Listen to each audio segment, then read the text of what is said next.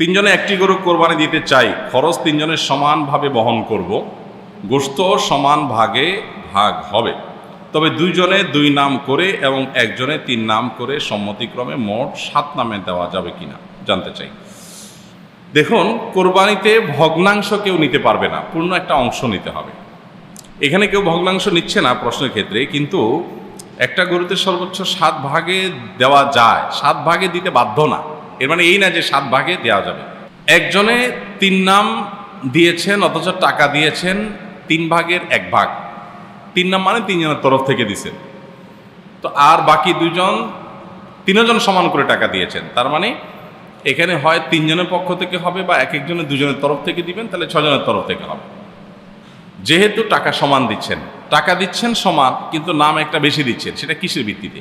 যদি সবাই বলেন ঠিক আছে আমরা টাকা বেশি দিলেও ওনাকে একজনের তরফ থেকে বেশি দেওয়ার সুযোগ আমরা দিলাম, আমাদের পক্ষ থেকে ছাড়, তাহলে সেক্ষেত্রে সেটা জায়েজ আছে।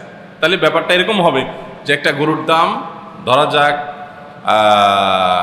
90,000 টাকা, 3 জন 30,000 করে টাকা দিলেন, তাহলে 30,000-এ দুই নাম করে দিয়েছেন, অর্থাৎ 2 জনের তরফ থেকে, কেউ নিজের স্ত্রী, নিজের বাবার অন্য কারণ পক্ষ থেকে দিলেন, আরেকজন 3 জনের তরফ থেকে দিলেন। 3 নাম মানে 3 জনের তরফ থেকে। তো যে ব্যক্তি 3 জনের তরফ থেকে দিলেন তার তো 45,000 টাকা দেওয়ার কথা, কিন্তু দিয়েছেন 30,000 টাকা। তাহলে বাকি 15,000 টাকা যেটা তিনি দেন নাই, অবশিষ্ট 2 শরিক মিলে যদি বলেন ঠিক আছে আমরা দিয়ে দিয়েছি, ওইটাই ওখানে কাউন্ট করলাম, এটা তোমার জন্য গিফট, এটা তোমার তরফ থেকে হলো, তাহলে জায়েজ হবে। আদারওয়াইজ এটা জায়েজ হবে না। অর্থাৎ টাকা সমান সমান দিলাম, কিন্তু আমি ভাগ বেশি নিলাম কম নিলাম, এটা করা যাবে না। আচ্ছা, এরপরে প্রশ্ন হলো, জিলহজ মাসে কোনো আমল আছে কিনা, যদি থাকে কবে থেকে কিভাবে আদায় করব দয়া করে জানাবেন। কয়েকদিন পরেই জিলহজের চাঁদ দেখা দিবে ইনশাআল্লাহ। জিলহজের চাঁদ ওঠার পর থেকে নিয়ে জিলহজের প্রথম 10 দিন যে কোনো নেকামল বেশি বেশি করে করতে হবে। নবী করিম সাল্লাল্লাহু আলাইহি ওয়াসাল্লাম বলেছেন, মা মিন আইয়ামিন আল আমালুস সালিহ ফিহিন্না আহাব্বিলাল্লাহ মিন হাদিহিল আইয়াম। জিলহজের প্রথম 10 দিনে নেকামল করলে আল্লাহ তাআলা যত খুশি হন, অন্য কোনো সময়ের আমলে আল্লাহ তাআলা এত সন্তুষ্ট হন না। ইবাদত এবং নেকামলের দ্বিতীয় বৃহত্তর মৌসুম হলো জিলহজের প্রথম 10 দিন। ইবাদতের সবচেয়ে বড় মৌসুম হলো রমজান মাস, এরপরে দ্বিতীয় বৃহত্তর মৌসুম হলো জিলহজের প্রথম 10 দিন। এই 10 দিনের নেকামল আল্লাহ তাআলার কাছে সবচাইতে প্রিয়। এজন্য একজন ইমানদার এই 10 দিন, জিলহজের প্রথম 10 দিন বেশি থেকে বেশি নেকামল এবং ভালো কাজ করার চেষ্টা করবেন। বিশেষভাবে কি কি কাজ করবেন? নাম্বার 1, সাধারণভাবে নেকামলগুলো করবেন, যে কোনো নেকামলটা এই 10 দিনে বেশি বেশি করবেন। দ্বিতীয়ত, এই 10 দিনে আল্লাহর জিকির বেশি বেশি করবেন, আল্লাহর স্মরণটা বেশি বেশি করবেন। তাকবীর, তাহলিল, তাহমিদ, আল্লাহু আকবার, লা ইলাহা ইল্লাল্লাহ, আল্লাহু আকবার, আল্লাহু আকবার, লিল্লাহিল হামদ বেশি বেশি করে পাঠ করবেন। তৃতীয়ত, এই 10 দিনে যাদের সামর্থ্য আছে তারা কোরবানি করবেন, যারা কোরবানি করবেন তারা নখ চুল ইত্যাদি কাটবেন না এই 10 দিন। চাঁদ ওঠার আগে আগে কাটবেন আর কোরবানির পরে কাটবেন। এই 10 দিনে যাদের হজ করার সামর্থ্য আছে তারা হজ করবেন, যারা কোরবানি করার সামর্থ্য আছে তারা কোরবানি করবেন। এবং আইয়ামে তাশরিকের দিনগুলো জিলহজের 9 থেকে 13 তারিখ পর্যন্ত প্রত্যেক নামাজের পরে তাকবীর নারী পুরুষ সবাই পাঠ করবেন। আর এই 10 দিনের মধ্যে আরাফাত দিনে রোজা রাখবেন, সম্ভব হলে প্রথম 9 দিনে রোজা রাখবেন, সেটাও বিনা হাদিস দ্বারা প্রমাণিত। তো জিলহজের প্রথম দশকের এই দিনগুলোতে নেকামল আমরা অনেকেই করতে যাই না, কিন্তু করা উচিত। কোরবানি একা দেওয়া উত্তম নাকি শরীকে দেওয়া উত্তম? কোরবানি অবশ্যই ভাগে না দিয়ে একাকি দেওয়া উত্তম, এতে কোনো সন্দেহ নাই। আপনি একটা গরুর 7 ভাগের 1 ভাগ নিলেন, এটার চাইতে আপনি একটা ছাগল কোরবানি দিলেন, এই দ্বিতীয় অপশনটা অবশ্যই উত্তম, এতে কোনো সন্দেহ নাই। কারণ আপনি যখন শরীকে কোরবানি দিলেন তখন সেখানে অনেক শরীক, তাদের কার উপার্জন হালাল, কার উপার্জন হারাম, কার মিশ্র উপার্জন, কার নিয়ত গোশত খাওয়া, নানান রকমের ঝামেলা সেখানে থাকে। আর আপনি যখন একা একা দিলেন তখন সেই ঝামেলাটা আর থাকে না। তো এই জন্য একাকি কোরবানি দিলে সেটা অধিকতর উত্তম হয়। আমরা সাধারণত গরু কোরবানি না দিলে আমাদের দিলটা শান্তি হয় না। এই দিলটা শান্তি হয় না কি আল্লাহর জন্য, আল্লাহর রাস্তা বেশি টাকা খরচ করার নিয়তে? সেটাই যদি হয় তাহলে অন্য খাতে দানের ক্ষেত্রে কেন এত আগ্রহ দেখা যায় না? তো এই জন্য আসলে আমাদের নিয়তটাকে পরিশুদ্ধ করা দরকার যে আমরা কেন কোরবানি দিচ্ছি। অতএব কোরবানি আপনি একা একা দিতে পারলে সেটা উত্তম। হ্যাঁ, শরীকে দিলে সেটা জায়েজ আছে, না জায়েজ না। শরীকে কোরবানি করতে হলে কোন কোন বিষয় লক্ষ্য রাখতে হবে? শরীকে কোরবানি করতে হলে আপনাকে লক্ষ্য রাখতে হবে প্রথমত যে শরিক সবার উপার্জন যেন হালাল হয়। যদিও অনেকগুলো আমাদের মতে শরিকের কারোর উপার্জন হারাম হলে বা কারোর নিয়ত গোশত খাওয়া হলেও আপনার কোরবানির কোনো অসুবিধা হবে না, তারপরও আপনার এই গোশতে, এই ইবাদতে, এই কোরবানিতে তার যেহেতু ভাগ আছে, সেখানে যদি এক একজনের এক এক নিয়ত থাকে, বিশেষ করে একজনের নিয়ত হলো শুধু গোশত খাওয়া, তার আসলে কোরবানির উদ্দেশ্য না, তাহলে সেক্ষেত্রে আপনার অন্য সবারই কোরবানি হবে কিনা সেটা নিয়ে, যেমন বললাম, অনেক ওলামার মধ্যে হবে, আবার অনেক ওলামা একরাম, ফোকাহ একরামের মধ্যে কিন্তু এটা হবে না, কারণ এখানে পশু একটাই জবাই হচ্ছে, নিয়ত একজনের এক একটা হলো এটা গ্রহণযোগ্য না। এক। দ্বিতীয়ত হলো নবী সাল্লাল্লাহু আলাইহি ওয়াসাল্লাম বলেছেন, ইন্নাল্লাহা তাইয়্যিবুন লা ইয়াকুলু ইল্লা তাইয়্যিব, আল্লাহ পবিত্র, পবিত্র ছাড়া কিছু গ্রহণ করেন না। অতএব কোরবানির পশুতে হারাম টাকা কেউ ইনভেস্ট করলো, আল্লাহ এটা গ্রহণ করবেন না। এখন আপনি বলবেন যে আমি তো আর হারাম টাকা ইনভেস্ট করি নাই, তারটা আমাকে কেন পোহাতে হবে? আপনাকে পোহাতে হোক বা না হোক, তার ওইটার দায় আপনাকে নিতে হোক বা না হোক, কিন্তু হারামের সাথে মিশ্রণ হয়ে যাচ্ছে আপনার টাকা।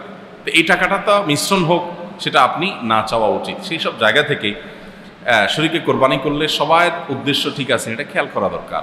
ইখতিলাফের ঊর্ধ্বে উঠেও এটা খেয়াল করা দরকার যে সবার নিয়তটা ঠিক আছে, সবাই মুখলেস মানুষ, শরীকরা ভালো মানুষ এবং উপার্জনগুলো হালাল, এটা দেখা দরকার। দ্বিতীয়ত, গোশতের ভাগ ইত্যাদি যখন হবে তখন ইনসাফের সাথে ভাগ হচ্ছে কিনা সেটাও খেয়াল করা দরকার। এক্ষেত্রে যদি বেইনসাফি করেন সেটা গুনাহ হবে। আবার কোরবানি অশুদ্ধ হয় কিছু কারণে, সেগুলো যেন না থাকে খেয়াল করা দরকার। যেমন আপনার কসাইকে আপনি গোশত দিয়ে পারিশ্রমিক দিলেন, বা টাকা কম দিয়ে গোশত দিয়ে পোষায় দিলেন, তাহলে এটা পারিশ্রমিকই হলো আলটিমেটলি, এটা জায়েজ নাই। শরীকে কোরবানি দিলে এগুলো বিশেষভাবে খেয়াল করতে হবে, কারণ শরীকে এক একজন এক এক চিন্তার, সবাইকে এক করে তারপরে কোরবানি করার চেষ্টা করতে হবে। নিজের কোরবানির পশু নিজে কোরবানি করা উত্তম নাকি হুজুর দিয়ে করানো উত্তম? নিজেই যদি করতে হয় নিয়ম কি? কোরবানির পশু নিজেরটা নিজে জবাই করলে সেটা ভালো, এতে কোনো সন্দেহ নেই। নিজেরটা নিজে জবাই করলে সেটা ভালো। এখন নিজেরটা নিজে জবাই করবেন যে, সেটা কিভাবে করবেন? এর উত্তর হলো যে কোরবানির পশু জবাই করার নিয়ম খুবই সহজ, এটার জন্য জটিল কিচ্ছু নাই। বিশেষ করে আমরা মনে করি অনেক দোয়া দরুদ পড়া লাগে বোধ হয়। আপনি শুধু বিসমিল্লাহ আল্লাহু আকবার বলে জবাই করলেন, জবাই হয়ে যাবে, শেষ। আপনি পাশাপাশি আল্লাহ এটা আমার তরফ থেকে, অমুক অমুক আমাদের সবার তরফ থেকে আপনি কবুল করেন, এটা বলা যেতে পারে, এর বাইরে কিচ্ছু না। তো নবী করিম সাল্লাল্লাহু আলাইহি সাল্লামের সুন্নাহ হলো নিজের পশু নিজে জবাই করা। তবে হ্যাঁ, অন্য কাউকে দিয়ে করালে সেটাও জায়েজ। আচ্ছা, নবী সাল্লাল্লাহু আলাইহি সাল্লাম নিজের পশু নিজে জবাই করেছেন, এরপর আরও কিছু পশু ছিল সেগুলো আল্লাহ তাআলা নির্দেশ দিয়েছেন উনি জবাই করার জন্য। তাহলে বোঝা গেল যে কোরবানির পশু নিজেও জবাই করা যায়। অন্য সাহাবীদের মধ্যে এরকম আরও আমল পাওয়া যায় যে নিজের পশু নিজে জবাই করেছেন, অন্যদেরও জবে করতে নির্দেশ দিয়েছেন বা অন্যদেরকে সহযোগিতা করেছেন। এটা একটা বিষয়। আরেকটা বিষয় হলো যেটা বলছিলাম, জবে করার নিয়ম। জবে করার নিয়ম হলো বিসমিল্লাহ আল্লাহু আকবার বলে জবে করবেন, আর খাদ্যনালী, কণ্ঠনালী এবং দুই পাশের দুটা সরু যে আপনার রগ আছে, এগুলো কাটলেই কোরবানি হয়ে যাবে। আপনি যদি খেয়াল করে একটু নরম জায়গা ছুরি চালানোর কারণে এবং শক্ত ছুরি থাকে, বিসমিল্লাহ বলে আপনি জবে শুরু করে দেন, বাস কোরবানি হয়ে যাবে। নিয়ত থাকছে যে আল্লাহ এটা যারা যারা নিয়ত করেছে এটাতে তাদের সবার তরফ থেকে কবুল করুন, বাস সে নিয়তে আপনি বিসমিল্লাহ বলে কোরবানি করলে হয়ে যাবে। আরেকজন হয়তো বিয়ের উপযুক্ত হয়নি, তাকে বিয়ে দেওয়া হয়নি, বা যেভাবে হোক বিয়ে দেওয়া হয়নি, তো এতে একজনের জন্য খরচ করা হলো, আরেকজনের জন্য খরচ করা হলো না, এটা বেইনসাফি হলো কিনা? উত্তর হলো, এটা যদি ঠকানোর জন্য পরিকল্পনা করে করা হয় তাহলে বেইনসাফি হবে এবং সেটা জায়েজ হবে না। অনেক বাবা আছেন এরকম, যে দেখা গেল যে এক সন্তানকে কিছু সুবিধা পাইয়ে দিল, অন্য সন্তানকে সে সুবিধাটা পাইয়ে দিল না। এক সন্তানকে কিছু জমি জমা দিল, উদ্দেশ্য আরেকজনকে ঠকানো, একজনকে তার ভালো লাগে সেজন্য। তো এরকম যৌক্তিক এবং গ্রহণযোগ্য কোনো কারণ ছাড়া নিছক আমার ভালো লাগে খারাপ লাগে এটার উপর ভিত্তি করে কোনো সন্তানকে কোনো সুবিধা দেওয়া, অন্যদেরকে না দেওয়া, সেটা গুনাহ, সেটা বেইনসাফি। নবী করিম সাল্লাল্লাহু আলাইহি ওয়াসাল্লাম বলেছেন, ইত্তাকুল্লাহ ওয়া আদিলু বাইনা আওলাদিকুম, তোমরা আল্লাহকে ভয় করো এবং তোমাদের সন্তানদের মধ্যে তোমরা ইনসাফ এবং ন্যায় এটা প্রতিষ্ঠা করো, বেইনসাফি করবে না।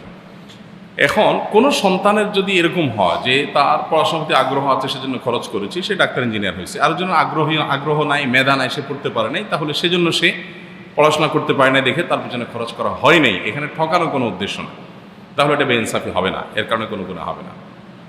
এটা জরুরি না যে অমুকের জন্য এটা খরচ করছি তাই তোমার জন্য করতে পারি না, তারপর তুমি ক্যাশ নিয়ে যাও, এটা জরুরি না। কারণ এখানে পরিকল্পনা মাফিক একজনকে সম্পদ দেওয়া হচ্ছে, আরেকজনকে বঞ্চিত করা হচ্ছে, ব্যাপারটা এরকম না। একজন অসুস্থ হয়েছে, তার জন্য চিকিৎসায় লক্ষ লক্ষ টাকা খরচ হয়েছে, আরেকজন আলহামদুলিল্লাহ সুস্থ আল্লাহ তাআলা রেখেছে, তার জন্য খরচ হয় নাই। তো এখানে কোনো বেইনসাফি হবে না যে একজনের জন্য লাখ লাখ টাকা খরচ করলাম, আরেকজনের জন্য খরচ করলাম না। কারণ এখানে ঠকানো উদ্দেশ্য না, প্রয়োজনের ভিত্তিতে খরচ করা হয়েছে, জরুরতের ভিত্তিতে। ঠিক একইভাবে কোনো মেয়ে বিয়ের উপযুক্ত হয়েছে, টাকা পয়সা খরচ করে তাকে বিয়ে দিলেন বাবা, আরেকজন হয়তো বিয়ের উপযুক্ত হয় না, এর মধ্যে বাবা মারা গেলেন, তাহলে সেক্ষেত্রে বাবার কোনো বেইনসাফি হয় নাই। বা একজনের বিয়ে ব্যাটে বলে হয়ে গেছে, আরেকজনের হয় নাই ব্যাটে বলে, তো এই ক্ষেত্রে বাবার কোনো বেইনসাফি নেই যে এক জায়গায় খরচ করেন আর জায়গায় খরচ করেন না, কারণ সেখানে ঠকানো উদ্দেশ্য না, বেইনসাফি করা উদ্দেশ্য না। ওমরা করার পর এহরামের কাপড় খুলে অন্য কাপড় পরে মাথা মুন্ডন অর্থাৎ চুল না করলে ওমরার কোনো ক্ষতি হবে কিনা, ওমরা হবে কিনা। ওমরা করার পর এহরামের কাপড় খুলে যদি সেলাই আলা সাধারণ পোশাক পরেন, এরপরে মাথা মুন্ডন করেন, তাহলে সেক্ষেত্রে এটা বিশুদ্ধ হবে না। এটার জন্য আপনি ইচ্ছাকৃত জেনে শুনে এটা করলে আপনাকে দম দিতে হবে। বিকজ এহরাম পরা অবস্থায় আপনার মাথা মুন্ডন করে এটা ওমরার কাজ, আর ওমরার কাজগুলো এহরাম পরা অবস্থায় শেষ করতে হয়। আপনি এহরাম খুলে সাধারণ পোশাক পরে ফেলছেন, সেলাই করা পোশাক, তার মানে আপনার ওমরা শেষ, অথচ আপনার ওমরার একটা ওয়াজিব কাজ বাকি আছে, সেটা হলো মাথা মুন্ডন করা। সেই জন্য এটা জায়েজ হবে না। অতএব মাথা মুন্ডন করে তারপরে আপনাকে পোশাক করতে হবে, সেলাই করা। আমরা জানি মক্কার মসজিদুল হারামে 1 রাকাতে 1 লক্ষ রাকাতের সওয়াব হয়। প্রশ্ন হলো, মক্কার হোটেল কিংবা অন্যান্য মসজিদে সালাত আদায় করলেও কি একই সওয়াব হবে? খুবই দরকারি এবং প্রয়োজনীয় একটি প্রশ্ন। মক্কার মসজিদুল হারামে 1 রাকাত সালাত আদায় করলে সেটা অন্য যে কোনো মসজিদে 1 লক্ষ রাকাত সালাত আদায়ের সমতুল্য। বিভিন্ন হাদিসে নবী সাল্লাল্লাহু আলাইহি ওয়াসাল্লাম এটি বলেছেন, ইবনে মাজার হাদিস আছে, মুসনাদ আহমদে আছে, অন্যান্য হাদিসের কিতাবেও আছে। এখন প্রশ্ন হলো, মক্কাতে হাজী সাহেবরা হোটেলে বসে যে নামাজ পড়েন, অথবা মক্কার মসজিদুল হারাম ছাড়া আরও যে ছোটোখাটো বিভিন্ন মসজিদ আছে সেগুলোতে নামাজ পড়েন, তো সেগুলোতে পড়লেও কি একই সওয়াব পাওয়া যাবে কি না? এটার উত্তর হলো, মক্কার মসজিদুল হারামে সালাত আদায় করলে সেই সালাতের বিনিময়ে 1 রাকাতে 1 লক্ষ রাকাত সওয়াব পাওয়া যাবে। এই বিষয়টা অনেক ওলামাদের মতে শুধু মসজিদুল হারামের জন্য খাস, কারণ হাদিসে নবী করিম সাল্লাল্লাহু আলাইহি ওয়াসাল্লাম মসজিদুল হারামের কথাই বলেছেন যে এই মসজিদে যে নামাজ হবে এটা 1 রাকাত, অন্য মসজিদের 1 লক্ষ গুণ। তাহলে সেটা নবী করিম সাল্লাল্লাহু আলাইহি ওয়াসাল্লামের হাদিসের আলোকে বোঝা যায় মসজিদের জন্য। অতএব মসজিদের বাইরে হোটেলে পড়লে এটা পাওয়া যাবে না, এটা অনেক ওলামাদের মত। তবে সংখ্যাগরিষ্ঠ আলেমদের বা আরও অনেক ওলামাদের মত হলো যে মক্কার হারামের এরিয়ার মধ্যে, হুদুদে হারাম মিকাতের এরিয়ার ভিতরে, মিকাত না হারামের এরিয়ার যে ভিতরে, এটার ভিতরে যদি হয় তাহলে সেক্ষেত্রে পুরো হারাম এরিয়া জুড়ে প্রায় 70 বা 80 কিলোমিটার প্লাস মাইনাস এরকম হবে হারামের এরিয়া। এই সম্মানিত এরিয়া যেটা, এই পুরো এরিয়ার মধ্যে যে কোনো জায়গায় নামাজ পড়লে 1 রাকাতে 1 লাখ রাকাতের সওয়াব পাওয়া যাবে। এবং এই মতের সপক্ষে যারা বলেন তারা বলেন যে আসলে মসজিদের কথা যে বলা হয়েছে হাদিসে, এটা মসজিদ বলতে হারামকে বোঝানো হয়েছে, পুরো সম্মানিত এরিয়া এহরাম জোন যেটা, ওইটাকে বোঝানো হয়েছে, পুরো মিকাতের এরিয়াই পুরাটাকে বোঝানো হয়েছে। তো এটার দলিল হিসাবে, এটার প্রমাণ হিসাবে হুদুদে হারাম যেটা, সেটার মধ্যে পড়লেই যে হয়ে যাবে, সেটা সপক্ষে আপনার কোরআনে কারিমের একটা আয়াত আছে। আপনার আল্লাহ তাআলা সূরা ইসরা শুরুতে বলেছেন, সুবহানাল্লাযী আসরা বিআবদিহি লাইলাম মিনাল মাসজিদিল হারাম ইলাল মাসজিদিল আকসা। নবী করিম সাল্লাল্লাহু আলাইহি ওয়াসাল্লামকে আল্লাহ তাআলা মসজিদে হারাম থেকে মসজিদে আকসায় মেরাজে নিয়ে গেছেন। অথচ মেরাজের শুরু হয়েছে বিভিন্ন বর্ণনা দ্বারা বোঝা যায় উম্মে হানির ঘর থেকে। তো আল্লাহ বলেছেন মসজিদুল হারাম থেকে, যেহেতু উম্মে হানির ঘরটা হারামের এরিয়ার মধ্যে, ওইটাকে মসজিদুল হারাম বলা হয়েছে। এরকম কোরআনে আরও বিভিন্ন আয়াত আছে যেগুলোতে মসজিদে হারাম বলতে পুরো হারাম এরিয়াকে বোঝানো হয়েছে। অতএব সেই সমস্ত কারণে বোঝা যায় যে পুরো হারাম এরিয়াতেই 1 রাকাত নামাজ পড়লে 1 লক্ষ রাকাতের সওয়াব পাওয়া যাবে। যদিও সতর্কতা হলো, ইখতিলাফের ঊর্ধ্বে উঠতে হলে মসজিদুল হারামে গিয়ে সালাত আদায় করতে পারলে সেটাই হবে অধিকতর বুদ্ধিমানের কাজ, এবং সন্দেহাতীতভাবে সেটা সবচেয়ে ভালো। ভালো মানুষ বেশি দিন বাঁচে না, কথাটা কি সত্য? কারণ সমাজে যখন কোনো ভালো মানুষের মৃত্যু হয় তখন এরকম কথা শোনা যায়। অনেকেই এরকম কথা বলেন যে ভালো মানুষ বেশি দিন বাঁচে না। এটা আসলে কোনো কোরআন হাদিসের কোনো কথা যে এরকম না, বরং নবী করিম সাল্লাল্লাহু আলাইহি ওয়াসাল্লামের একটা হাদিস আছে, আমরা জানি, খায়রুন নাসি মান তালা আমরুহু ওয়া হাসুনা আমালু। সবচেয়ে উত্তম মানুষ হলো সে যার হায়াত বেশি পায় আবার আমলও বেশি করতে পারে, এ হলো সবচেয়ে উত্তম মানুষ। তাহলে ভালো মানুষ হলেই হায়াত কম পায়, অল্প বয়সে মরে গেলে সেই ভালো মানুষ, এত সহজ ক্যালকুলেশনের সুযোগ নেই। অনেক খারাপ মানুষও অল্প বয়সে মারা যায়, আবার অনেক ভালো মানুষ অনেক দীর্ঘ হায়াত পেয়ে তারপরে মারা যান। অতএব কে কত হায়াত কম পেয়েছে বেশি পেয়েছে এটার উপরে আসলে ভালো মানুষ খারাপ মানুষ হওয়া নির্ভর করে না। ভালো মানুষ খারাপ মানুষ হওয়া নির্ভর করে ভালো কাজ করে যেতে পেরেছেন কিনা এটার উপরে। বরং যদি ভালো কাজ করার সুযোগ পায় তাহলে দীর্ঘ হায়াত পেলে আরো ভালো, নবী সাল্লাল্লাহু আলাইহি ওয়াসাল্লাম বলেছেন। অতএব আমরা যে বলি অল্প বয়সে মারা গেলেই বলি যে লোকটা ভালো ছিলেন, ভালো মানুষ দেখে বেশি দিন বাঁচেন নাই, এরকমটি এত সহজে যোগ বিয়োগ করা ঠিক না। তবে হ্যাঁ, কেউ মারা যাওয়ার পর সে যদি সত্যি ভালো হয় তো সুধারণা করা যেতে পারে, এতে কোনো সমস্যা নেই। আচ্ছা, এরপরে প্রশ্ন হলো, আমার বাবার প্রত্যেক মাসে অনেক ঋণ দিতে হয়, তাই তিনি কোরবানি দিতে চান না। আমার মায়ের কাছে কিছু টাকা আছে, আমার মা কি কোরবানি দিতে পারবেন বা তার উপরে কি কোরবানি ওয়াজিব হবে? আপনার বাবার যেহেতু ঋণ আছে তিনি অবশ্যই ঋণ পরিশোধ করবেন কোরবানি না দিয়ে। আর আপনার মায়ের যদি টাকা থাকে তিনি কোরবানি দিবেন। বাবা এবং মা সবার অ্যাকাউন্ট আলাদা আলাদা ইসলামী শরীয়ত অনুযায়ী, স্বামী স্ত্রী দুজনের অ্যাকাউন্ট আলাদা আলাদা। অনেক সময় দেখা যায় আমরা এটাকে গুলিয়ে ফেলি, এটা গুলিয়ে ফেলার কোনো সুযোগ নেই। স্বামীর যদি টাকা না থাকে তো বেচারাও কোরবানি দিবে না, স্ত্রীর টাকা আছে তিনি কোরবানি দিবেন, তখন স্ত্রীর কোরবানির থেকে গোশত খাবে স্বামী। এই তো এরকম ব্যাপার না যে স্বামীর যেহেতু ঋণ আছে অতএব আমি কোরবানি দেব না, স্বামীর ঋণ আমি পরিশোধ করতে বাধ্য, এরকম না। স্ত্রী যদি স্বামীর ঋণ পরিশোধ করেন সেটা তার পক্ষ থেকে এহসান হবে, ভালো। আমার একটা প্রশ্ন ছিল, প্রশ্ন হচ্ছে আমার দাড়ি আছে, এখন আমার স্ত্রী চাচ্ছে যে দাড়ি কাটার জন্য, এখন আমি কি করব? আমার স্ত্রীকে আমি অনেক বুঝাইছি কিন্তু আমার স্ত্রী বলছে যে দাড়ি পরে রাখার জন্য। আপনার জন্য একটা বুদ্ধি আছে। আমার বুদ্ধিটা হলো, যাদের স্ত্রী দাড়ি কাটার জন্য স্বামীকে পিড়াপিড়ি করে, অনেক সময় সিন ক্রিয়েট করে অনেক মহিলা যে দেখো তোমাকে আমি ভালোবাসি, মহব্বত করি, তোমার তো কোনো কিছু আমি বলি না, দাড়িটা রাখিও, তুমি পরে রাখিও। তো জিজ্ঞেস করবেন কেন, তোমার কাছে দেখতে ভালো লাগে না এটা? যদি বলে যে হ্যাঁ আমার কাছে আসলে ভালো লাগে না তোমাকে, তাই রাখলে চাচা চাচা মনে হয়, খারাপ লাগে, তুমি পরে রাখিও, এইটা বললে স্ত্রীকে বলবেন যে ঠিক আছে আমি তোমার কথায় রাজি, তোমার কাছে যেহেতু আমাকে দেখতে ভালো লাগে না, যেভাবে দেখতে ভালো লাগে সেভাবে আমি থাকবো, দাড়ি অবস্থায় তোমার ভালো লাগে না অতএব দাড়ি ফেলে দিই, ঠিক আছে আমি রাজি, কিন্তু আমারও তো তোমার মাথার চুলগুলো ভালো লাগে না, এগুলো তুমি চেঁচে ফেলো, টাক বানায় ফেলো, আমার খুব সুন্দর লাগবে। এটা বলার পরে এবার স্ত্রী কি বলে দেখেন, এটা বলার পরে স্ত্রী আপনাকে বলবে যে তোমার ডাক্তার দেখানো দরকার, মহিলাদের চুল হলো সুন্দর আর তোমার কাছে এটা ভালো লাগে না। তখন আপনি বলবেন যে দেখো চোখ যার যার ভালো লাগা না লাগা তার, তোমার চোখে আমার দাড়ি ভালো লাগে না, আমার চোখে তোমার চুল ভালো লাগে না, তো তোমাকে খুশি করার জন্য আমি দাড়ি ফেলে দিব, আমাকে খুশি করার জন্য তুমি চুল চেঁচে ফেলো, তাহলে তো সমান সমান হয়। এখন তুমি শেয়ানা পাবলিক, তোমার চুল ঠিকই রাখবা, আমি যতই বলি তোমারে যে দেখো তোমাকে অনেক ভালোবাসি, তুমি আমার জান পরাণ, সব ঠিক আছে, কিন্তু দেখো আমার চোখে তোমার চুলগুলো ভালো লাগে না, চেঁচে ফেলে আমার কাছে অনেক সুন্দর লাগবে, টাক টাক লাগবে, ভালো লাগবে আমার কাছে। এটা বলার পর তুমি আমার কথা যদি না শোনো তাহলে তোমার কথায় আমি দাঁড়িয়ে কি দুঃখে চাচবো বলো? আমার পছন্দের কোনো মূল্য তোমার কাছে যদি না থাকে তাহলে তোমার পছন্দকে আমি কেন মূল্যায়ন করবো বলো? বুঝতে পারছেন পলিসি? এই বুদ্ধি খাটায় দেখে যে বউ আপনাকে আর দায় চাচতে বলতে পারবে না। এরপরে যদি বেশি পিরিয়ড বলে দিতে না তুমি আমার মাথার চুল ভালো লাগে না, টাক মাথা ভালো লাগে, বউর টাক মাথা ভালো লাগে কারোর কাছে, তোমার আসলে মাথার সমস্যা হয়েছে, তখন বলবেন যে দেখো আমারও তো একই সন্দেহ হয়, যেটা পুরুষকে আল্লাহ তাআলা দায় দিয়েছেন মহিলাকে দেন নাই, পার্থক্যই দিয়েছেন এটা দিয়ে, মৌলিক পার্থক্য।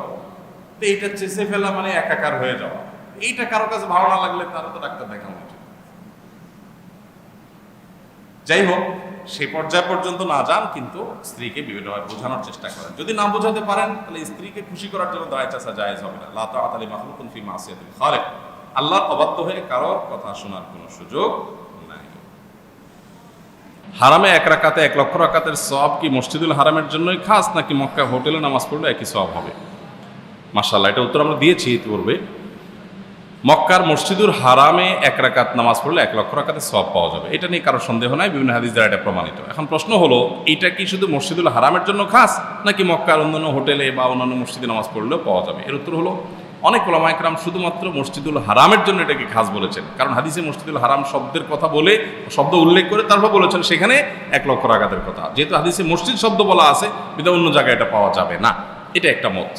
আরেকটা মত, এই মতের সম্পর্কে অনেক ওলামা ইকরাম আছেন, অনেক ইমামগণ এই মতটাকে অগ্রাধিকার দিয়েছেন। সেটা হলো যে মক্কাতে মসজিদুল হারাম পড়লে তো পাওয়া যাবেই, মক্কাতে হারামের যে এরিয়া, হুদুদে হারাম যেটাকে বলা হয়, এহরাম জোন যেটাকে বলা হয়, এই পুরো এরিয়ার মধ্যে যদি আপনি যে কোনো জায়গায় নামাজ পড়েন তাহলেও আপনি 1 রাকাতে 1 লাখ রাকাতে সওয়াব পাবেন। তাহলে হাদিসে যে মসজিদ বলা হয়েছে বলে, এখানে মসজিদ বলতে পুরো হারামটা উদ্দেশ্য, কোরআনে বহু আয়াতে মসজিদ বলতে পুরো হারাম উদ্দেশ্য। যেমন সূরা ইসরার একেবারে প্রথম আয়াতে আপনার আল্লাহ তাআলা মসজিদে হারাম থেকে মসজিদে আকসা নবী সাল্লাল্লাহু আলাইহি সাল্লামের ইসরা করেছেন বলেছেন। তো সেখানে মসজিদে হারাম থেকে বলতে আসলে উম্মাহানের ঘরে ছিলেন তিনি, বিভিন্ন বর্ণনা দ্বারা বোঝা যায়। তো ওটা তো মসজিদে হারামে ছিল না, কিন্তু হারাম এরিয়াতে ছিল। তাহলে মসজিদে হারাম বলে হারাম এরিয়া বোঝানো, কোরআনে এরকম ব্যবহার আছে এবং বিভিন্ন হাদিস থেকেও এরকমটি বোঝা যায়। সেজন্য আপনার পুরো হারামের মধ্যে 1 রাকাতে 1 লক্ষ রাকাতে সওয়াব পাওয়া যাবে। কিন্তু কেউ যদি চায় যে আমি ইখতিলাফ এবং মত পার্থক্যের ঊর্ধ্বে উঠে যেতে চাই, সন্দেহের মধ্যে থাকতে চাই না একেবারে, তাহলে সেক্ষেত্রে তার অবশ্যই মসজিদুল হারামে গিয়ে সালাত আদায় করার চেষ্টা করা উচিত। অনেক হাজী সাহেবরা আছেন অলসতা করে হোটেলে বসে নামাজ পড়েন, এটা তো কোনো অবস্থাতেই গ্রহণযোগ্য নয়, একান্ত ওজন না থাকলে হোটেলে বসে নামাজ পড়া। পিরিয়ড অবস্থায় কি মাতাফে বসা এবং মসজিদের ভেতর দিয়ে চলাচল করা যায়? মেয়েদের পিরিয়ড অবস্থায় তওয়াফের যে আঙ্গিনা মাতাফ বলা হয়, এই মাতাফের মধ্যে বসা কিংবা মসজিদের হারামের ভেতরে যাওয়া আসা এটা জায়েজ নাই, যেহেতু আপনার পিরিয়ড অবস্থায় মহিলারা অপবিত্র থাকে। এই অবস্থায় মসজিদুল হারামে প্রবেশ করা এবং মাতাফে যে বসা অপেক্ষা করা জায়েজ নাই, তওয়াফ করাও জায়েজ নাই, নামাজ পড়া তো জায়েজ নাই। এই কাজগুলো অর্থাৎ মসজিদে প্রবেশ করা এবং মাতাফে যাওয়াও জায়েজ নাই। একান্ত যদি নিরুপায় হয় যে পার হতে হলো, এছাড়া অন্য কোনো ওয়ে নাই, মসজিদে থাকতে শুরু হয়েছে তাহলে বের হতেই হচ্ছে, তাহলে তো ভিন্ন কথা। হজে একটা সময় স্বাভাবিক পোশাকে মাতাফে ঢুকতে দেওয়া হয় না, তখন কি ইহরামের পোশাক পরে নফল তওয়াফ করা যাবে? খুব দরকারি একটা প্রশ্ন। আপনারা অনেকে জানেন যে ভিড় এড়াবার জন্য হারামের ম্যানেজমেন্ট একটা সিস্টেম করেছে গত কিছুদিন থেকে। সেটা হলো এহরাম পরা অবস্থায় থাকলে তওয়াফের যে আঙ্গিনা, মানে তওয়াফের যে উঠান সাহান, ওই হাউসটার মধ্যে ঢুকতে দেয়, মানে একেবারে কাবার কাছাকাছি গিয়ে তওয়াফ করা যায়, আর না হলে দোতলা দিয়ে উপর দিয়ে করতে হয়। এখন আমাদের দেশে হাজী সাহেবরা, বাঙালিকে তো আর ঠেকায় রাখা কঠিন, বাঙালিকে কে দাবায় রাখতে পারে? তো সেজন্য আমার দেশে হাজী সাহেবরা অনেকে, অন্যান্য দেশরা করে কিন্তু বাঙালিরা বেশি করে এটা। সেটা হলো যে ওনার ওমরা টোমরা কিছু না, ওমরা হয়ে গেছে, এখন উনি হালাল, কিন্তু যেহেতু ওই ভেতরে ঢুকতে গেলে পুলিশ এহরামের কাপড় দেখে, এহরামের কাপড় দেখলে মনে করে এই লোক ওমরার যাত্রী, সেই হিসেবে তাকে ঢুকতে দেয়। এই জন্য অনেকে হোটেল থেকে জামা কাপড় খুলে এহরামের কাপড় একটা পিন দিয়ে আর একটা গায়ের উপর দিয়ে উনি এহরামকারী সেজে ভিতরে ঢুকেন, পুলিশ আর ইনকোয়ারি করে না, এহরাম কাপড় আছে ঠিক আছে ঢুকতে দেয়। তো এইটা জায়েজ হবে কিনা? উত্তর হলো, ইমানদার কখনো ছল ছাতুরি করবে, চালাকি করবে, এটা ইমানদারের জন্য শোভনীয় না। নবী করিম সাল্লাল্লাহু আলাইহি ওয়াসাল্লাম বলেছেন, মান গাশশা ফালাইসা মিন্না, যে মানুষকে ধোঁকা দেয়, প্রতারণা করে, চালাকি করে, সে আমার উম্মত না। এই যে চালাকি করা, ছল ছাতুরি করা, এটা ইমানদারের সাথে আসলে যায় না, ইমানদারের শানের সাথে যায় না। এই জন্য আমি এটাকে উচিত কাজ বা মনে করি না। এখন যারা যান তাদের যুক্তি হলো, ভাই আল্লাহর ঘরে আমি যাব তওয়াফ করতে, এরা বাধা দেওয়ার কে? এর উত্তর হলো, ভাই তারা বাধা যে দেয় সেটা আপনার সুবিধার্থে, আমার সুবিধার্থে, যাতে করে অতিরিক্ত ভিড় হয়ে কষ্ট না হয়। যখন বাধা ছিল না তখন দেখা যাইতো যে ফরজ তওয়াফ করা যাইতো না মানুষের নফল তওয়াফের ভিড়ে। তো নফল তওয়াফ আপনি করবেন, উপর দিয়ে করেন, একটু কষ্ট করেন। আর যদি খুব বেশি অসুস্থ হন তো হুইল চেয়ারে করতে পারতেছেন, বিধায় এই চালাকি করে ঢোকাটা আমি মোটেও উচিত কাজ মনে করি না। অনেকে বলেন যে কই, এখানে তো লেখা নাই যে ওমরাকারীরা শুধু ঢুকবে, এটা সঠিক না। ওখানে অনেক জায়গায় লেখা আছে যে ফাকাত লিল মুহরিমিন, অর্থাৎ অনলি এহরামকারী, যে এহরামের নিয়তে আছে সে শুধু ঢুকবে। বিধায় এই চালাকি করে ঢোকা উচিত না। অনেক বাঙালিতে এরকমও করে যে লুঙ্গি পরা আছে বা প্যান্ট পরা আছে, উপরে শার্ট পরা আছে, প্যান্টের উপর দিয়ে এহরামের কাপড় একটা পেঁচায় নিছে, আর শার্টের উপর দিয়ে আরেকটা পেঁচায় নিছে, উপর দিয়ে দেখা যাচ্ছে পুরো এহরাম, ভিতরে আসলে ভিন্ন জিনিস। তো এটা তো প্রতারণা হলো, চালাকি হলো। এগুলো উচিত না। বদলি হজ ও ওমরার নিয়ম কি? বদলি হজ বদলি ওমরার নিয়ম আলাদা কিছু নাই। আমরা অনেকে এটা নিয়ে খুব আতঙ্কে থাকি যে বদলি করলে বোধহয় আলাদা কোনো নিয়ম কারণ আছে। সব এক, শুধুমাত্র নিয়ত থাকবে এটা অমুকের তরফ থেকে, যার পক্ষ থেকে বদলি করতেছেন, ব্যাস। কিন্তু বদলি হজ করার জন্য নিজের হজটা আগে হওয়া জরুরি। আপনি নিজে হজ করেন নাই, নিজের হজটা করেন নাই, আপনি বদলি হজ করতে পারবেন না। আপনি যদি বদলি হজ করেন নিজের হজ, আরেকজনের বদলি হজ যদি করেন নিজের হজ না করে, তাহলে হজ আপনারটা হয়ে যাবে, আর যার টাকা দিয়ে বদলি হজ করেছেন তারা টাকা ব্যাক করে দিতে হবে। এই জন্য বদলি হজ ধরে নিজের হজ হওয়া জরুরি। আর আলাদা কোনো নিয়ম নাই, সবই এক। শুধুমাত্র যখন এহরাম পড়বে নিয়ত থাকবে যে আল্লাহ অমুকের তরফ থেকে আমি হজের জন্য লাব্বাইক হাজির হলাম, বাস ওইটা মাথায় নিয়ত থাকলে চলবে। আর যিনি বদলি হজ করবেন আল্লাহ তাআলা তাকেও সওয়াব দিবেন যে তিনিও পরিশ্রম করছেন, আর মূল সওয়াবটা পাবেন যার পক্ষ থেকে বদলি হজ হচ্ছে, যিনি টাকা দিয়েছেন তিনি। এহরাম অবস্থায় নারীগণ কিভাবে পর্দা করবেন? এহরাম অবস্থায় মহিলারা পর্দা করার নিয়ম হলো যে তারা মুখের উপরে সেলাই করা কোনো নেকাব বাঁধবে না, তবে পরপুরুষ সামনে চলে আসলে মাথার কাপড়কে টেনে দিবেন, এইভাবে পর্দা করবেন। এখন বর্তমানে যে পরিস্থিতি, এই পরিমাণ মানুষের গ্যাদারিং, বারবার এভাবে টেনে দেওয়া কঠিন। সেজন্য একটা ভালো বুদ্ধি অনেকে দেখা যাচ্ছে অ্যাপ্লাই করছেন, সেটা হলো যে একটা ক্যাপ দিয়ে মাথার উপরে, ওইটার উপরে আপনার নেকাব ঝুলাই দিচ্ছেন, তাহলে চেহারা বাঁধাও হলো না, আবার পর্দা চেহারা প্রদর্শনও হলো না। এটা একটা ভালো বুদ্ধি, এভাবে হতে পারে। এরপর প্রশ্ন হলো, ওমরা আদায় করে আমরা যদি মিকাতের বাইরে ঘুরতে যাই তাহলে কি হজের পূর্বে আবার ওমরা আদায় করতে হবে? আপনি ওমরা করেছেন, হজে গেছেন, যে ওমরা করেছেন, করে মিকাতের বাইরে গেছেন, আবার হজের জন্য ব্যাক করতেছেন, আসার পথে যদি মিকাত পড়ে তাহলে আপনি চাইলে আরেকটা ওমরা করতে পারেন, কিন্তু বাধ্যতামূলক না যে আরেকটা ওমরা করতেই হবে। বাইরে গেছেন, চাইলে আপনি ওমরা ছাড়া আবার চলে আসতে পারেন, হজের সময় হজ করবেন, আর চাইলে মিকাত থেকে এহরাম পরে এসে আরেকটা ওমরা করতে পারেন। নফল তওয়াফ কি 7 রাউন্ড একসঙ্গে দিতে হবে নাকি প্রতি ওয়াক্তিয়া সালাতের পরপর 2-3টা করে দিলেই হবে? নফল তওয়াফ এটা 7 রাউন্ড একই সঙ্গে দেওয়া উত্তম, বিরতিহীনভাবে দেওয়াটা উত্তম, ধারাবাহিকতা রক্ষা করা উত্তম। যদি ধারাবাহিকতা রক্ষা করতে না পারেন তাহলে সেক্ষেত্রে হালকা বিরতি যদি হয়, নামাজের জন্য বিরতি দিলেন, পেশাব পায়খানায় গেলেন, সেটাতেও কোনো অসুবিধা নেই। দীর্ঘ বিরতি যদি দেন তাহলে সেটা অনুচিত। দীর্ঘ বিরতি কীরকম?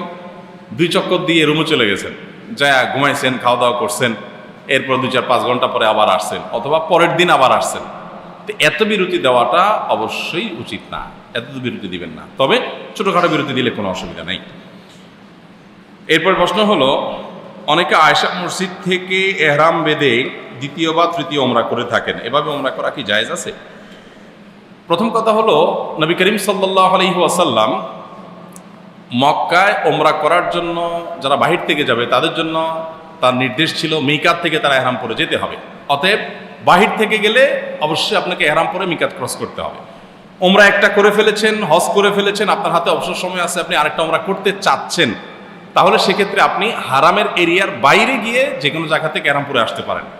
তো তানঈম যে জায়গাটা, আয়েশা মসজিদ যে যার নাম বলা হয়, আয়েশা তারা সেখান থেকে ওমরা করেছেন নবী সাল্লাল্লাহু আলাইহি ওয়াসাল্লামের নির্দেশে, সেজন্য ওই জায়গায় গিয়ে যদি কেউ এহরাম পরে এসে ওমরা করেন, জমহুর সংখ্যাগরিষ্ঠ ওলামাদের মতে এটা হয়ে যাবে, এটা হয়ে যাবে। কোনো কোনো ওলামা ইকরাম বলেন যে হবে না, কিন্তু জমহুর বা সংখ্যাগরিষ্ঠ আলেমদের মত হলো এটা যথেষ্ট হবে। আয়েশা মসজিদ থেকে এহরাম পরে এসে ওমরা করলে ওমরা হবে। হজে কোরবানি করলে কি এলাকাতে কোরবানি আদায় করতে হবে এবং এর জন্য কি কাউকে টাকা সহ দায়িত্ব দিয়ে যেতে হবে? হজে যে কোরবানি করবেন ওই কোরবানিটা মূলত দমের শুকর, ওটা কোরবানি না, ওটা হলো শুকরিয়ার দম।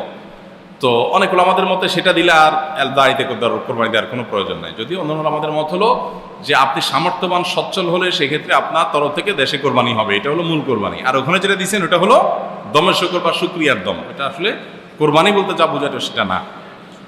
ওইটার সাথে আপনার কোরবানির সম্পর্কটা হলো যে দুইটা দেখতে প্রায় কাছাকাছি, অনেক বিধান প্রায় একই রকম, কিন্তু দুইটা দুই জিনিস। একটা দমের শুকর, শুকরিয়ার দম, হজ করছেন সেজন্য, আর একটা হলো কোরবানি। এরপর প্রশ্ন হলো, আমার জানার বিষয়, হাজিগণ কি হজ পালনকালে কসর করবেন নাকি পুরো সালাত আদায় করবেন? হাজিরা যদি হজ পালনকালে মক্কায় 15 দিনের বেশি নিয়ত করেন তাহলে হানাফি ফিকহ অনুযায়ী, হানাফি মাযহাব অনুযায়ী তারা মুকিম, এবং মুকিম অবস্থায় তারা পুরো নামাজ পড়বেন। আর 15 দিনের নিয়ত, 15 দিনের কম থাকবেন মক্কায় একটানা, এরপর আবার মদিনা যাবেন, তাহলে এরকম যদি থাকে তাহলে সেক্ষেত্রে কোনোদিন কম নিয়ত করার কারণে তিনি পুরো নামাজ পড়বেন না, বরং মুসাফির হিসাবে কসরের নামাজ পড়বেন। আর সর্বাবস্থায় হারামে যখন জামাতের সাথে নামাজ পড়বেন তখন ইমামের সাথে পুরো নামাজ পড়বেন, 4 রাকাত পুরোটাই পড়বেন, সেক্ষেত্রে কোনো কসর নাই ইমামের সাথে যখন পড়বেন, ইমাম যদি মুকিম হন। এহরাম অবস্থায় হজের দিনগুলোতে মেডিপ্লাস জাতীয় পেস্ট দিয়ে কি দাঁত ব্রাশ করা যাবে? তা এই পেস্টের মধ্যে যদি আলাদা করে সুগন্ধি থাকে তাহলে এটা অ্যাভয়েড করলে ভালো হয়, কিন্তু যেহেতু এটা সুগন্ধির নিয়তে হয় না, বরং সুস্থ থাকার জন্য হয়, সেক্ষেত্রে এটা করা যেতে পারে। কিন্তু উত্তম হলো এই কয়দিন অন্তত মেসওয়াকে অভ্যস্ত হওয়া। মেসওয়াক এটা অনেক গুরুত্বপূর্ণ একটি সুন্নাহ, যেটাকে নিয়মিত করা উচিত। হজের দিনগুলোতে আপনি মেসওয়াক যদি খুব ভালো করে করেন, নিয়মিত করেন, যেটা সারা বছরই করা উচিত, হজের দিনগুলোতে স্পেশালি করলে আপনার ব্রাশ ব্যবহার না করলেও চলে। যদি করেন এতে আপনার হজ বা ওমরা হবে না, ব্যাপারটা সেরকম না। মসজিদুল হারামে সালাত আদায়কারীর সামনে দিয়ে গমনাগমনের বিধান কি? মসজিদুল হারামে অনেকে মনে করেন যে মসজিদুল হারামই তো, অতএব নামাজের সামনে দিয়ে দরকারে বেদরকারি হলে আমি হাঁটাহাঁটি করলাম। এটা ঠিক যে মসজিদুল হারাম অনেক ভিড় হয়, মসজিদে নববীতেও এই দুই জায়গাতে অনেক ভিড় হয়, এখানে আসলে ওইভাবে সূত্রা মেনটেন করা সম্ভব হয় না। এই জন্য যদি কেউ সূত্রা মেনটেন না করে সেখানে গুনাহ হবে না, এটা অনেক ইমামদের মত এবং এটা বেশ শক্তিশালী মত। তবে প্রয়োজন না হলেও আপনি নামাজের সামনে দিয়ে হাঁটবেন কেন? চেষ্টা করবেন কমপক্ষে তার সিজদার এরিয়ার বাইরে দিয়ে হাঁটবেন, ডান বাম দিয়ে হাঁটবেন। নিরুপায় হয়ে গেছেন, তারপরও যথাসম্ভব নামাজি ব্যক্তির যাতে মনোযোগে ব্যাঘাত না হয় সেভাবে হাঁটার চেষ্টা করবেন। কিন্তু মসজিদুল হারামে যদি সূত্র ব্যবহার না করা হয় এবং আপনার সামনে দিয়ে প্রয়োজনে এইভাবে হাঁটে মানুষ সতর্কতার সাথে যথাসম্ভব দূরত্ব বজায় রেখে, সেক্ষেত্রে গুনাহ হবে না। এটা অনেক ইমামদের মতে এবং বেশ শক্তিশালী। যদিও অন্য অনেক ইমামের মতে সব জায়গার জন্য একই কথা প্রযোজ্য, যে মসজিদুল হারামেও আপনি মুসল্লির সামনে দিয়ে হাঁটবেন না, এটা কোনো কোনো ইমামদের মত। আচ্ছা, এরপরের প্রশ্ন হলো ওমরাকারীর জন্য কোনটি উত্তম, নফল সালাত নাকি নফল তওয়াফ? আপনি যখন ওমরা বা হজে যাবেন তখন আপনার জন্য বেশি বেশি তওয়াফ করাটা উত্তম, কারণ ওইটা মক্কার আমল। বেশি বেশি তওয়াফ করবেন, পাশাপাশি নফল সালাতও পড়বেন। তওয়াফ তো আর সারাদিন করা যায় না, দিনে একবার দুইবার বেশি করা যায় না, তো দিনে একবার দুইবার বেশি করার শক্তি থাকে না অনেকের। যদি তৌফিক থাকে করবেন। তওয়াফটাকে অগ্রাধিকার দেওয়া উত্তম, কারণ এটা মসজিদুল হারাম স্পেশাল আমল। নামাজটাও সেখানে 1 রাকাতে 1 লাখ রাকাত হিসেবে সেটাও বেশি বেশি পড়বেন, যদিও কোনো কোনো ওলামায়ে কেরামের উল্টাটা বলেছেন, কিন্তু এটা অধিকতর যুক্তিযুক্ত এবং শক্তিশালী মনে হয় আমার কাছে। হজে নারীগণের জন্য মসজিদে সালাত আদায় করা উত্তম নাকি নিজ রুমে? মহিলারা সর্বাবস্থায় নিজের কক্ষে, নিজের বাসায়, হোটেলে নামাজ পড়া উত্তম। মসজিদুল হারামে তারা তওয়াফ করতে গিয়ে যাবেন, তওয়াফ যেহেতু বাসায় হয় না, অতএব তওয়াফের নিয়তে যাবেন, পাশাপাশি তারা নামাজ পড়বেন, এটা অধিকতর উত্তম। আর নামাজ জন্য যদি যান তাতে যে গুনাহ হবে ব্যাপারটা সেরকম না। উত্তম অনুত্তমের কথা বলেছি। এহরাম অবস্থায় ওয়াশরুমে সুগন্ধিযুক্ত সাবান দিয়ে হাত ধোয়ার বিধান কি? সুগন্ধিযুক্ত সাবান যদি আমরা ব্যবহার করি তাহলে সেক্ষেত্রে সুগন্ধি হাতে লেগে যায়, শরীরে লেগে যায়, অথচ আমরা জানি যে এহরাম পরা অবস্থায় নিষিদ্ধ কাজগুলোর একটা হলো সুগন্ধি ব্যবহার করা যায় না এহরাম পরা অবস্থায়। এখন যদি এহরাম পরা অবস্থায় কেউ সাবান ব্যবহার করেন তাহলে সুগন্ধি ব্যবহার করা হবে কি না? এর উত্তর হলো, সাবান যেহেতু মানুষ স্বাস্থ্যগত প্রয়োজনে করে, বিশেষ করে জীবাণু থেকে মুক্ত থাকার জন্য করে, এবং এটা সুগন্ধি হিসেবে ব্যবহার করে না, অতএব এটার কারণে আপনার এহরামের নিষিদ্ধ কাজ করা হয়ে গেছে, সেটা বিবেচিত হবে না। যদিও সতর্কতা হলো এটাও অ্যাভয়েড করতে পারলে, সুগন্ধিযুক্ত সাবান ছাড়া কোনো সাবান থাকলে ব্যবহার করা, অথবা একদম অ্যাভয়েড করতে পারলে সেটা অধিকতর উত্তম, কারণ এটা নিয়ে কিছুটা ইখতিলাফ আছে, সেই ইখতিলাফের আপনি ঊর্ধ্বে উঠে গেলেন। আর যদি করেন একান্ত, ইনশাআল্লাহ এর কারণে আপনার উমরা হবে না তা নয়, কারণ এটা সুগন্ধি হিসাবে ব্যবহার করা হয় না। এরপরে প্রশ্ন হলো হজে নারীগণ আচ্ছা, এরপরে প্রশ্ন হলো মৃত ব্যক্তির পক্ষ হতে ওমরা করা যাবে কিনা? উত্তর হলো যাবে। মৃত ব্যক্তির তরফ থেকে ওমরাও করা যাবে, মৃত ব্যক্তির তরফ থেকে হজও করা যাবে। এক সাহাবী মহিলা বলেছেন, ইয়া রাসূলুল্লাহ, ইন্না উম্মি মাতাত আফা আহুজ্জু আনহা, হে আল্লাহর রাসূল, আমার মা মারা গেছেন, আমি তার পক্ষ থেকে হজ করতে পারি কিনা? নবী সাল্লাল্লাহু আলাইহি ওয়াসাল্লাম বলেছেন, হুজ্জি আনহা, হ্যাঁ করতে পারো তুমি তার তরফ থেকে। এখানে বোঝা গেল মৃত ব্যক্তির থেকে পক্ষ থেকে হজ উমরা করা যায়। নিজের হজ উমরা হয়ে গেছে, আপনি আপনার মৃত আত্মীয়স্বজনের তরফ থেকে হজ উমরা করতে পারেন। এরপর প্রশ্ন হলো জমজমের পানি কি দাঁড়িয়েই পান করতে হবে? না, এমন কোনো কথা নেই যে জমজমের পানি দাঁড়িয়ে পান করতে হবে, এটা ভুল ধারণা। আমাদের সমাজে অনেকে বসা থাকলে দাঁড়ায় যান, মনে করেন যে জমজমের পানি দাঁড়ায় পান করা নিয়ম। হ্যাঁ, এটা ঠিক যে জমজমের পানি যদি কেউ দাঁড়ায় পান করতে চায় সেটা জায়েজ আছে, দাঁড়ানো অবস্থায় পান করতে চায় তাহলে জায়েজ আছে। নবী করিম সাল্লাল্লাহু আলাইহি ওয়াসাল্লাম জমজমের পানি দাঁড়িয়ে পান করেছেন বলে বর্ণিত আছে। সে দাঁড়িয়ে পান করাটা ভিড়ের কারণে হতে পারে, নিচে হয়তো স্যাঁতসেঁতে পরিবেশ, পানি পড়েছিল, বসতে পারেন না, সেজন্য হতে পারে। কিন্তু বসা থেকে দাঁড়ায় গেছেন পান করার জন্য বা সাহাবীদের নির্দেশ করেছেন, এরকম কোনো হাদিস পাওয়া যায় না। যার কারণে জমজম পানি দাঁড়িয়েই পান করতে হয়, এটা ভুল। তবে এটা ঠিক যে জমজমের পানি বসে পান করা যেরকম চায়, কোনো প্রয়োজনে আপনি চাইলে দাঁড়িয়েও পান করতে পারবেন। হালাল হওয়ার সময় কি স্বামী স্ত্রী বা একজন হাজি অন্য হাজির চুল কেটে দিতে পারবেন? নিজেই নিজের চুল কেটে হালাল হওয়ার বিধান কি? হাজিরা একে অন্যের চুল কেটে দেয়, এটা জায়েজ আছে, কোনো অসুবিধা নেই। বিশেষ করে মূল হজের দিন, ঈদের দিন, আরাফাতের পরে ঈদের দিন, এই দিনটাতে এত বেশি মানুষ একসাথে সেলুনে ভিড় করে, কঠিন হয়। তো এক হাজি অন্য হাজির এহরামরত অবস্থা, আমি এহরাম অবস্থায় আছি, আমি একজন চুল কেটে দিলাম, উনি আহরাম অবস্থায় আছেন, আমারটা কেটে দিলেন, কোনো অসুবিধা নেই, এটা যাবে। আর নিজেরটা নিজে যদি কেউ কাটতে পারেন ট্রিমার বা অন্য কিছু দিয়ে, সেটাও জায়েজ আছে, কোনো অসুবিধা নেই। যাক, অনেকগুলো প্রশ্ন, প্রায় 19টা প্রশ্ন হাজি সাহেবদের জন্য স্পেশাল দরকারি, এই জন্য সবগুলোর উত্তর দিলাম। আর আরেকবার অনেকগুলো প্রশ্ন উত্তর লিখছেন, আমি 2টা উত্তর দিই, এরপর আজকে একটু পুরস্কার আছে ইনশাআল্লাহ। কোরবানিকে কেন 7 ভাগে ভাগ করা হয়েছে? কোরবানিকে কেন 7 ভাগে ভাগ করা হয়েছে আল্লাহ ভালো জানেন।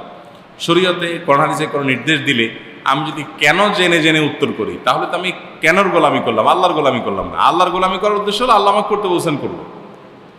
আমি কোনো মালিকের অধীনে চাকরি করি, মালিক আমাকে কোনো কাজ করতে বললে আমি কাজ করব। আমি যদি প্রত্যেকটা জিজ্ঞেস করি, এটা কেন করবো স্যার, ওইটা কেন দেবো স্যার, আপনাকে একটা পাসপোর্ট দিয়ে বললো ওইটা অমুক জায়গায় দিয়ে আসো, স্যার কেন দিয়ে আসবো সেখানে? তাহলে মায়ের খাবেন না, তারপর খাবেন না? তোমার নির্দেশ দিয়েছে দিয়ে আসো, তোমার পারিশ্রমিক দেবো।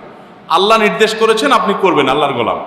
আল্লাহ নির্দেশ করেছেন, নিশ্চয়ই সেটার কোনো রহস্য আছে, কোনো দরকার আছে। আপনি সবগুলা কেন জানা ছাড়া না করবেন। যারা লজিক পূজারি আজকাল, তারা এরকম বলে না, কেন না জানলে আমি করবো না। তো তুমি এরকম যদি হয়, তাহলে দুনিয়ার অনেক ক্ষেত্রে এটাকে মিলাতে পারবা না যে কেন জানা ছাড়াও মানুষ চাকরি করে। অতএব এটা সঠিক না। আল্লাহ তাআলার হুকুম হয়েছে তাই, নবী সাল্লাল্লাহু আলাইহি ওয়াসাল্লামের নির্দেশ হয়েছে তাই, আল্লাহ তাআলা ভালো জানেন। তবে হ্যাঁ, এর বিভিন্ন হিকমতের বিভিন্ন রহস্য উলামা ইকরাম ব্যাখ্যা করেন, সেটা ভিন্ন বিষয়। কতটুকু ইলম থাকলে একজন মানুষ মসজিদে জুমার খুতবা এবং বিভিন্ন মাহফিলে ওয়াজ করতে পারবে? এটা মাপার জন্য কোনো মিটার নাই যে এতটুকু ইলম থাকলে তারপরে সে মসজিদে খুতবা দিতে পারবে, এতটুকু থাকলে সে আপনার ওয়াজ মাহফিলে কথা বলতে পারবে। আজকাল তো চেহারা সুন্দর হলে কিংবা গলার সুর ভালো হলে কিংবা একটু কথা বলতে পারলেই, যে একটা হাদিস কোরআন জানলেই আমরা শুরু করে দিই। হ্যাঁ, এটা ঠিক যে আপনি যতটুকু জানেন ততটুকু প্রচার করতে পারবেন, যতটুকু জানেন ততটুকু আপনি ওয়াজে হোক মাহফিল হোক যে কোনো যা প্রচার করতে পারবেন। বাল্লিগু আন্নি ওয়ালাউ আয়া, নবীজি বলেছেন যে আমার পক্ষ থেকে একটা আয়াত হলো পৌঁছায় দাও। অতএব আপনি যা বলছেন জেনে শুনে বলছেন, মাত্রা জ্ঞান আছে, নিজে মানুষটা যতটুকু কথাটা ততটুকু বলেছেন, এটা ঠিক আছে, জায়েজ আছে, কোনো অসুবিধা নেই। এমনকি জুমার খতিব অন্য কেউ হওয়ার মতো লোক নাই, তাহলে সেক্ষেত্রে আপনি যতটুকু জানেন ততটুকু বললেন, জায়েজ আছে, কোনো অসুবিধা নেই। এটার জন্য কোনো ধরাবাধা নিয়ম নেই যে আলেম না হলে করা যাবে না, এমন কোনো কথা নেই। আপনি করতে পারবেন, যতটুকু পারবেন ততটুকু, এর বাইরে মন গড়া বলা যাবে না। আর দ্বিতীয়ত, যদি আলেম বা যোগ্য মানুষ থাকে তাহলে সেক্ষেত্রে তাদেরকে অগ্রাধিকার দেওয়া উচিত। আলেমরা বা যোগ্য মানুষরা থাকা সত্ত্বেও তাদেরকে ইগনোর করে আপনি নিজে সব করতে গেলেন, এটা কিন্তু জায়েজ হবে না।